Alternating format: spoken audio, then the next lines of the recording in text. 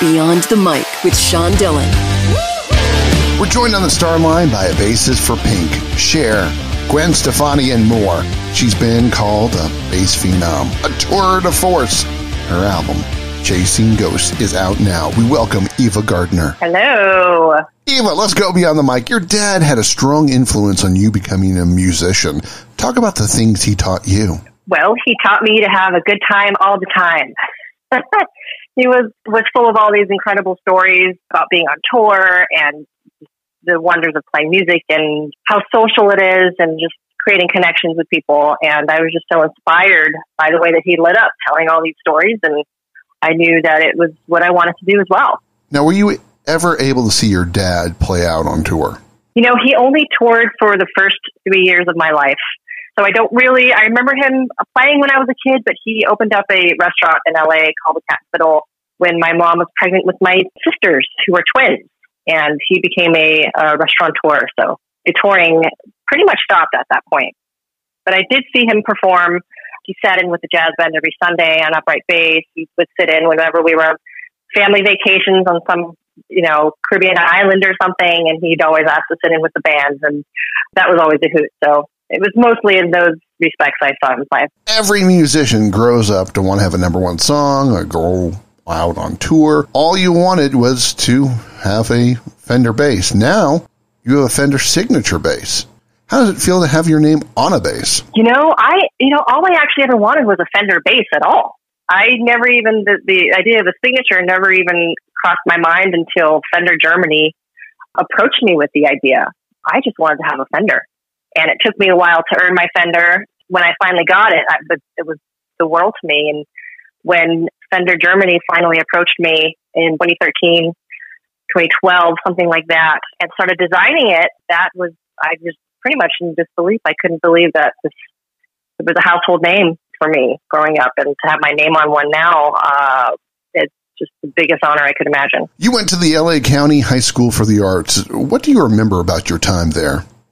Gosh, my time in high school, I feel like I wouldn't be who I am today if I didn't go through that experience. I started out my high school career as at an all-girl Catholic school, actually. So I was at an all-girl Catholic school for 2 years.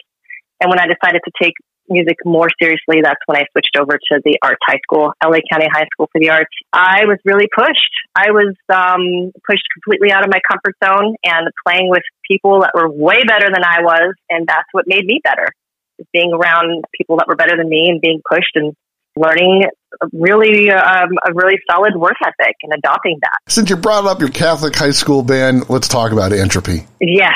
Are you still in contact with them? I actually do. They came to my last show in LA at the Staples Center. I was playing with Pink at the Staples Center, and they came, and they were my very first bandmates. And it was really special to have them there, and I love them so much. And being in that first band, I have the fondest memories. Again, I wouldn't be where I am today if I didn't have that experience. You've played with a who's who of stars, Cher, Veruca Salt, Moby, Pink. Why was this time the right time to go out on your own? Well, I had the songs. I mean, when I was on tour with Pink, I brought a recording rig with me and spent my days off in hotel rooms writing and recording music. And I'd always recorded and played with bands as part of a collaborative effort, but an opportunity for me to just really dig in and write some music. And so I had songs that I did on my own. So I decided to release them. So as you started to record in hotel rooms, where did inspiration hit you and where did Chasing Ghosts come from? I keep a running notepad, like in my phone, of just lyric ideas, something I see on a billboard or in a book, just little ideas or phrases that I really like, things that I'm feeling. I just keep this running note. And same with musical ideas. Sometimes I will, as I'm going to sleep and I hear something in my head, I'll record it on my phone. So I just have these ideas. When I sit down to write, I'll either expand on something I've already got, or if I'm listening to a particular piece of music and I just get inspired, something comes up, then I'll work with that. Sometimes I'll just be like playing on the guitar or playing on a keyboard. And I use a program called Logic, which is full of different sounds and loops. So sometimes it starts with that. My inspiration comes from all over the place. On social media, you talk about finding a high school notebook, talking about music theory. How did that one lesson from your high school bass teacher help you today? He taught me to write the circle of fifths over and over and over and over again, the triad. I got to say that was just one of the things that really was so valuable going through school. It really helped me with all my music theory lessons.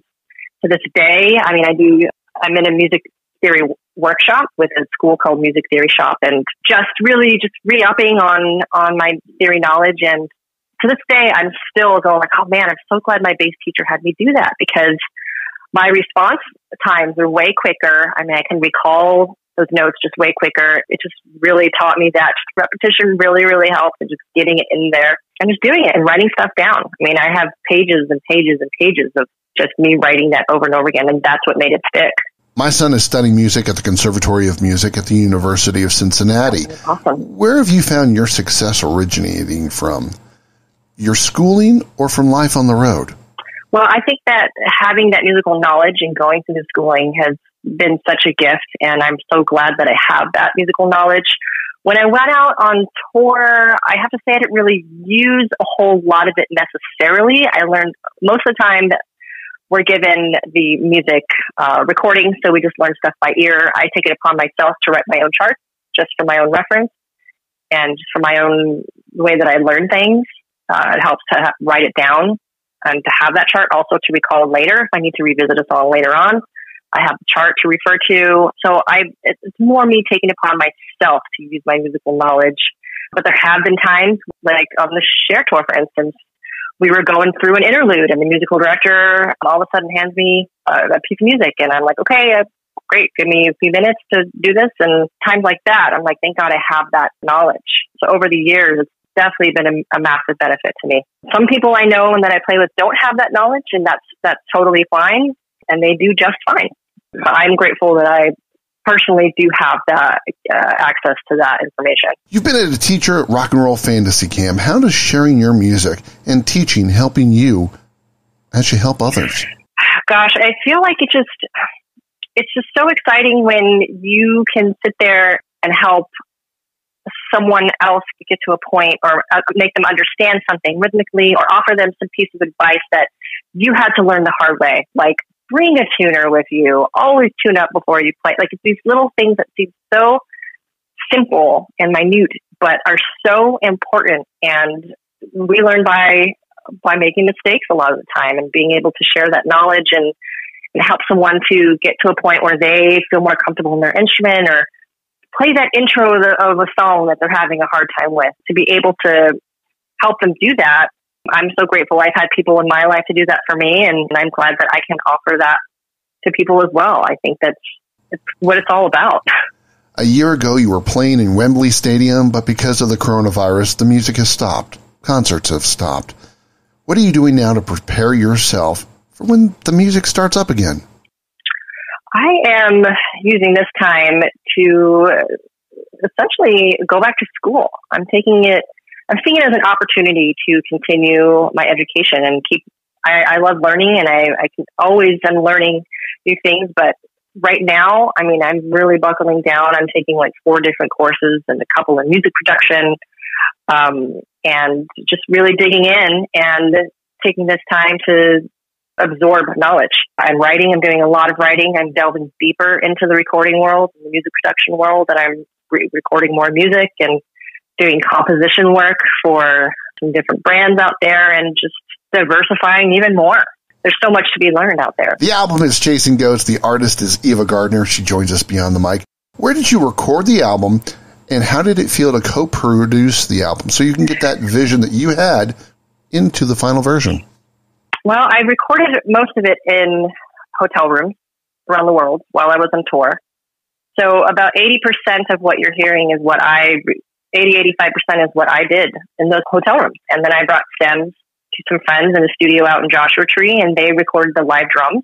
And then I re-recorded my vocals on a better mic than what I was traveling with. And then they added some textures and some layers. And I sat there in the room with them and just really came together on the the best way to bring these songs to life. Now, what song took the longest time for you to get where you exactly wanted it to be? I'll say that Forever is Never is actually a song that a demo that I recorded probably about 5 years ago.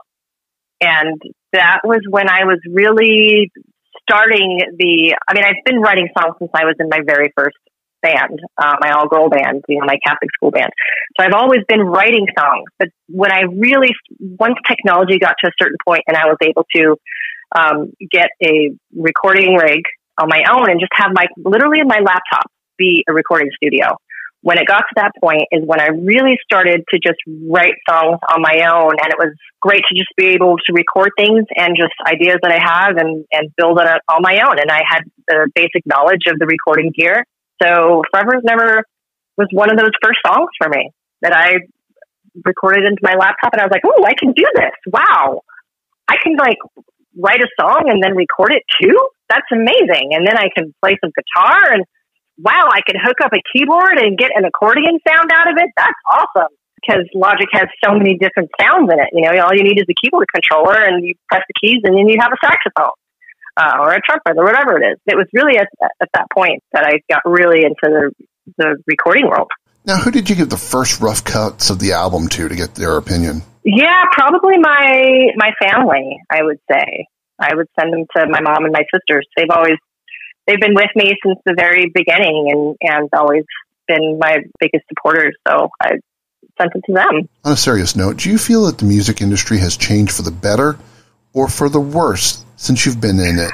I think both.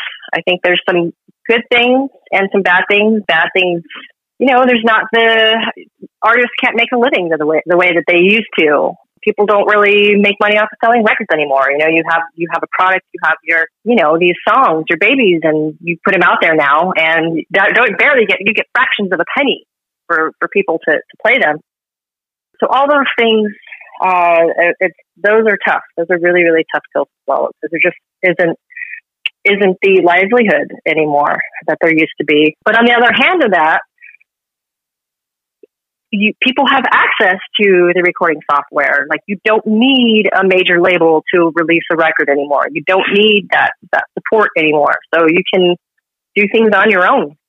You can record, you can mix, you can master, you can distribute, you can release, you can do all those things on your own. To have access to that can be a great thing. So I think there's some positives and negatives, like with anything. What would your dad think about this album? He'd probably think, who are those boys you're talking about and where are they? I want to kick their ass. He was funny. Whenever I bring the boy home, he'd actually, steal him and take him into the studio and show him all of his basses and then become pals. I'm like, Dad, we're supposed to go out now. Give me back my date. He was just a consummate entertainer. He was a real true entertainer and just loved people. But I think he'd be really proud of me. I think that he would, he gave me a gift or was inspired a gift, and I just ran with it and took it to a level that he wasn't able to, I guess, back in the day, considering the technology and, the drive. I just really, really took it to a different level. Just went for it. Eva Gardner joins us beyond the mic. Her album, Chasing Ghosts, is available now. Now, this album is texturally different than music out there right now. How would you describe the album? Yeah, I think there's definitely a nod to the 90s, a nod to the 60s. There's sort of a heaviness to it, but with a poppy female vocal. It's like an alternative pop, I would say, with a grunge twist. Time's running out, so it's time for the Rocky Nate. 8 random questions. Answer with the first thing that comes to mind. There is no pressure. Maybe a little. One thing I always forget when heading out on the road is... my headphones. Do you have a favorite pair of headphones? Well, I have a favorite pair, and I use them at home, in my home space as well. So, sometimes I have to keep a bag packed, basically, with all the stuff I know that I'll need, because I've learned over time that I just forget shit all the time. Favorite type of tea? Ooh, I would say green tea. The best thing I cook is? Breakfast tacos. The guitar string I have broken the most in my career is the? It's always a high E string. Other than music, the way I release my artistic energy is... painting. So what was the last thing you painted? An abstract canvas. What's your favorite animal? A rabbit. Okay, so what's your favorite award show to play? The Grammys. And finally, what's the one thing that you would tell your 12-year-old self? Practice more. I like playing with people, so I was always like, I would practice all the time to make sure that I was prepared for what I needed to prepare for it. But I think it was the school thing that was like, it became homework. So sometimes it was a struggle. Her favorite animal is a rabbit. She used to play in an all-Catholic school band, and she loves making breakfast tacos. Her album, Chasing Ghosts, is available now. Eva Gardner, thanks for taking the time to talk with me today. Yeah, thank you so much for having me. And that, my friends, is Beyond the Mic.